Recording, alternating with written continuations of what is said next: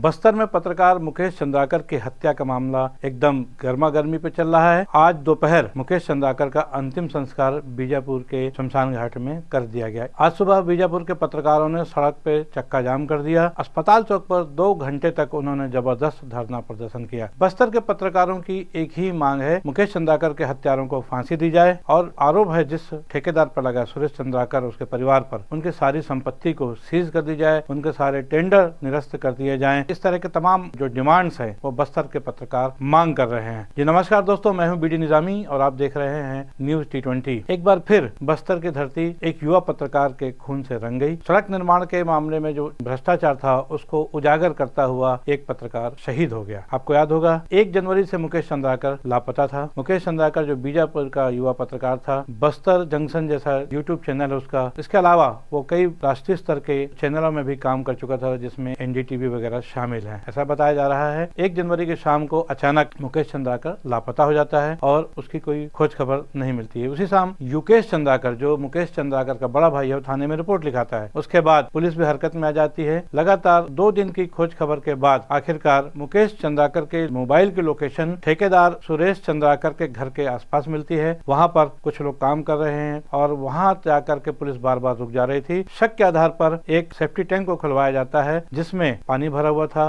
Mobile के जो location है उसके आसपास ही बार बार दिखा रहा था। तो पानी को खाली कराया जाता है टैंक को, और उसके बाद टैंक के अंदर मुकेश चंद्राकर की लाश मिल जाती है। मुकेश चंद्राकर की लाश के बाद सर में 7-8 नुकीले हथियार के वार थे। शरीर पर कई जगह गंभीर चोट के निशान भी पाए गए हैं। और जैसे ही ये खबर बस्तर के पत्रकारों को मिलती है, पूरा पत्रकार जगत गुस्से में आक्रोशित हो जाता है। लगातार 2 दिनों से बात चल रही है। पहले तो जब उसकी पतासाजी की जा रही थी, जब वो लापता था, और लाश मिलने के बाद चूंकि सुरेश चंद्राकर जो कि ठेकेदार है बहुत बड़ा सड़क निर्माण का, 120 करोड़ का ठेका उसका चल रहा है, और सड़क निर्माण में ये पत्रकार बार बार आरोप लगा रहे हैं कई कि जो वर्क की जो क्वालिटी है वो बहुत घटिया है और वो सरकारी पैसों का दुरुपयोग हो रहा है। इस मामले को उजागर किया था मुकेश चंद्राकर ने, और जिसकी वजह से ठेकेदार और पत्रकार के बीच में विवाद जैसा स्वाभाविक सी बात है वो गहरा गया और आखिरकार उसकी परिणति मुकेश चंद्राकर की हत्या से हो जाती है। खबर ये भी है मुकेश चंद्राकर के मोबाइल पर आखिरी फोन रितेश चंद्राकर, जो कि सुरेश चंद्राकर का भाई है, उसका आया था। इसलिए शक की सुई सीधी रितेश चंद्राकर के पास जाती है। आज सुबह की खबर यह है कि रितेश चंद्राकर को, जो कि घटना के बाद से फरार था, दिल्ली से गिरफ्तार कर लिया गया है। उसके पहले रितेश चंद्राकर का एक और छोटा भाई है जिसको परसों से ही बीजापुर में गिरफ्तार किया जा चुका है। उसके अलावा कुछ अन्य जो सहयोगी हैं उनको संदेह के आधार पर पूछताछ के लिए बैठाकर पुलिस ने रखा हुआ है। बीजापुर के पत्रकार लगातार इंसाफ की मांग कर रहे हैं, आरोपियों को फांसी देने की मांग कर रहे हैं। इसको लेकर के भारतीय जनता पार्टी और कांग्रेस में भी एक तरह का युद्ध छिड़ गया हुआ है। सुरेश चंद्राकर को भारतीय जनता पार्टी ने कांग्रेस का एक कार्यकर्ता बताया है। बहुत सारी एक्स पर जो पोस्ट चल रही है उसके अनुसार वर्तमान जो PCC के अध्यक्ष हैं दीपक बैज, उन्होंने उसको प्रदेश सचिव का एक दर्जा एक विभाग में देकर रखा है सुरेश चंद्राकर को। सुरेश चंद्राकर बीजापुर का एक बहुत बड़ा ठेकेदार है, लेकिन उसके काम में कहीं न कहीं पत्रकारों को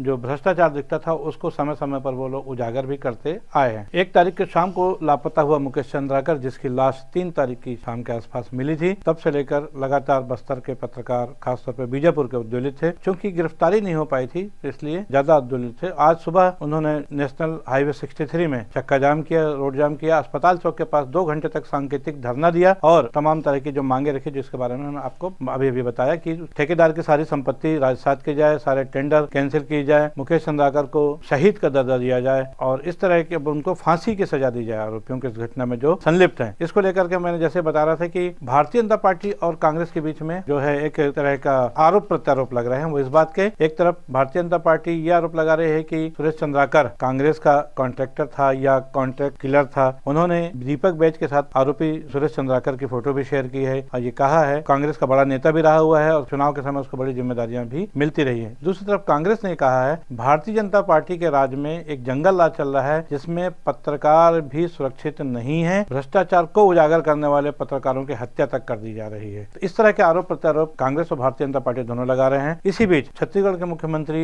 विष्णुदेव साय ने पत्रकार मुकेश चंद्राकर की हत्या पर न सिर्फ दुख जताया है बल्कि ये कहा है मुकेश चंद्राकर को इंसाफ मिलेगा। उन्होंने ईश्वर से कामना की है उनके परिवार को असीम दुख सहने की शक्ति प्रदान करे ईश्वर। उन्होंने इस घटना को एक बहुत ही दुखद घटना करार दिया है। बहरहाल एक खास बात यह भी है कि जो सुरेश चंद्राकर जो मेन ठेकेदार है, शायद इस समय यहाँ था नहीं, वो हैदराबाद में है, लेकिन उसका भाई जो रितेश चंद्राकर है उसने आखिरी कॉल मुकेश चंद्राकर को किया था। इसलिए जो सीधा शक है वो रितेश चंद्राकर पर जा रहा है और रितेश चंद्राकर चूंकि दिल्ली से गिरफ्तार करके लाया जा रहा है, उसके बाद ही घटनाक्रम की कड़ियां शायद खुलें। उसकी हत्या में कौन कौन लोग शामिल थे, किस तरह से उसकी हत्या की गई और कैसे उसकी लाश को छिपाया गया। मुकेश चंद्राकर की हत्या के बाद से बस्तर के सभी पत्रकार आंदोलन के मूड में हैं और निसंदेह बहुत जल्द कोई बड़ा कदम भी पत्रकार आंदोलन के संदर्भ में उठा सकते हैं। आज अंत्येष्टि के समय बस्तर दंतेवाड़ा के जो डीआईजी हैं कमलोचन कश्यप के साथ ही साथ बीजापुर के एसपी, बीजापुर के कलेक्टर भी मुक्तिधाम में मौजूद थे। भारी संख्या में बस्तर के पत्रकार भी